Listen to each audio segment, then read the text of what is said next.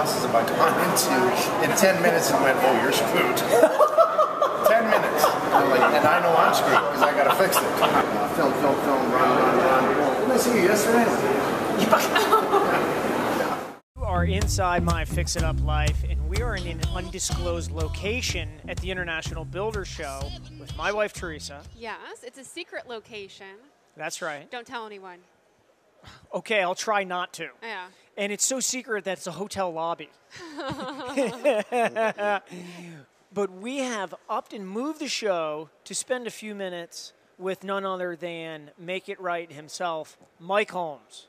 How are you doing? It's been a while, hasn't it? It has. It's been a whole year. It's been a year. And you look really good. Well, thank you. Yeah. All right, I'll fix your house. See, that was easy. Oh, yeah, nice. I like it. We could use some help. We have your typical carpenter's house. Yes. Where we've worked on everyone else's house.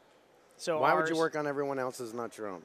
You know, it just worked out that way. It didn't used to be that way. Our house is about 80% done right now, but... So you're working on that part-time, right? You're so busy doing other things that when you have the time? Well, we have that lifestyle where we photograph and video everything that we do because we write about it for magazines, you know, how-to, websites, the whole thing.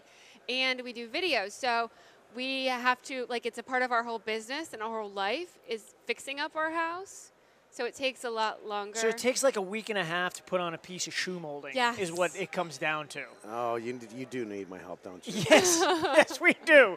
And we've got a full gut reno on a 100-year-old house. So it's a block house. All the inside plaster and lath comes down. So it's all the lead RRP stuff that you're familiar with. Because it is, you know, you press the lead test thing to it, it turns bright pink. So you know that you have to have masks. Did you check the plaster for a 1-to-5 ratio of asbestos before you took it down? No. No, you didn't. No. You should. The RRP anything training. Anything before 1980, check it for asbestos. You just call in a company that does a quick check. They do a plaster scrape. Right. They'll check for the lead. Obviously, you know, you did the pink pen test. But I highly recommend, don't ever touch your house unless you test it, because asbestos will hook to your lungs. It's a fish hook. And they're very small, and they'll never leave your body. You're going to have them forever, and I just really don't think it's a good idea you breathe that in. Well, I'm pretty sure there's probably asbestos in our house because asbestos was invented in the town we live in. Then more than likely. Yeah. The reason why there was a 1-to-5, that's usually not good. Yeah. So I wouldn't worry about it. You live there, right? I'd stay down this. We could walk. You go in the house not to breathe outside air. Basically. Yeah, it's a big problem in our town. Yeah, asbestos. They're seriously, they're burying tailings still. The tailings are the byproduct of the manufacture of that stuff. Asbestos itself is such a wild binder. That's why they use it as a binder, also a heat source or protection for pipes. Like it's a great product. It's just a deadly product to humans, and I don't think we really pay enough attention to that. Well, it's a good thing to pay attention to because a lot of our neighbors were affected by, being, they have lost loved ones because of it, working in the plant and because of, having it in their homes and everything, and it's something that's really important to our town. It's a legacy, and it's strange. And it's so sad. Because it was like a global hub of asbestos before anybody knew what it was. Oh, the and houses that were built are just gorgeous because, there's like basically a castle. The guy that invented asbestos, his home literally looks like a castle. He probably made a lot of money. Yes. He made a few bucks. Yeah, and then some, actually. Yeah, exactly. Yeah, but the legacy of it, though. So, in the RRP training, remodel, it's the EPA training here, which I've taken, and I know what's in it, except I can't remember what it's called. Remodel, renovate, and paint. It's the EPA training for working with lead here in the States.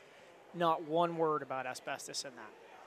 I'd worry about that. Yeah, good enough. It is a rule of thumb for anyone that is going to renovate. It should be, it's actually somewhat of a law, but it's never pushed out. It's never been told.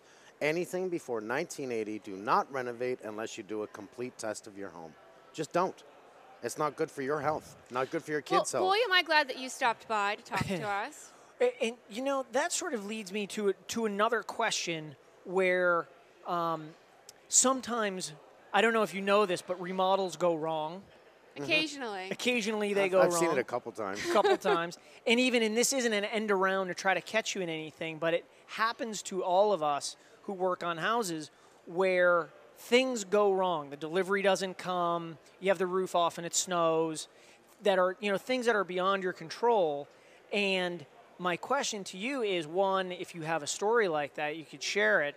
And two, what's the takeaway so that contractor and customer can work together when you know what I mean, when the forces of nature sort of conspire against success? I'm a freak for protecting your home, and it's funny that I call myself a freak, but I am. I'm the guy that if I'm working on, let's say, a second-story addition, right, every single day I leave, it's tarped. It's tarped tight like you can't imagine. One day, this had to be 25 years ago, I was doing a big second-floor addition. And it was a beautiful day, the sun's shining, we're working like crazy, and I just happened to stand up and look to my left, and it was the darkest wave of a storm coming out of nowhere. And it wasn't supposed to rain. I pay attention to this. I started yelling, "Get the tools put away, get the tarps, get the tarps." I'm yelling at everyone.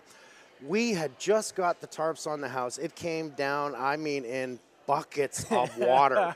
And we got wet. Not so much the house got wet. We tried to really to get on this.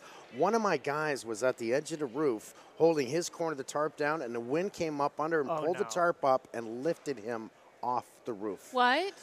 He landed back down on the roof. Oh. He did not go off the roof, which I was really happy to see. And that was it. We got it down, and I swear ever since that day, I really pay attention to weather. Because that was not only dangerous, it cost me money. I had to fix some things on the inside of the house. Because we the got water it covered got quick through. enough. Yeah, Oh, it did. right. It was just too much rain. It was just huge amounts of rain. It was golf balls. And you never know what's going to happen too. If you can't, if it, even it's not supposed to rain that night or the next morning or whatever it is, there might be something that happens. You can't get back to the job site. And there's another thing coming. There's always something that comes up with life. Wind is the biggest enemy. That's because it can take things off that you have put on to protect that house. Yeah. Such as tarps. It's only a tarp. Yes. Yeah. Yes. There's only so much you can do with it. Well, it's communication's key. You got to talk to the homeowners and say, okay, this is what we're going to be doing. I need you to pay attention. If we are gone for 2 days, maybe we're on another job. For whatever reason, we're waiting for material, like you said. Make sure that, contact me if you see any issues, any tarp flying in the wind. I need to get back there because I just don't want to. I don't like ruining people's houses. I like actually fixing them.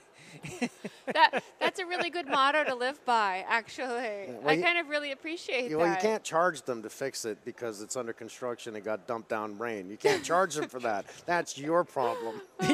That's true. Yeah, I don't like that problem. It's a major problem, too. That's true. Yeah. Now, do you find in the inspections program that you do that as you go back and you go through these homes and you start to peel away, that you find the results of stuff that happened that people inadvertently didn't know they were doing right, and it's getting covered up and it's buried, and we've seen the millions of junctions that should have junction boxes and things like that, but water that got in that never came out, that kind of stuff. Well, water always has a path. It shows it's been there. It always leaves a mark. Whether it's efflorescence, the salt in the water, it will always leave a mark. So it's not like you're going to have a bucket of water up in the ceiling and it's waiting to come down one day.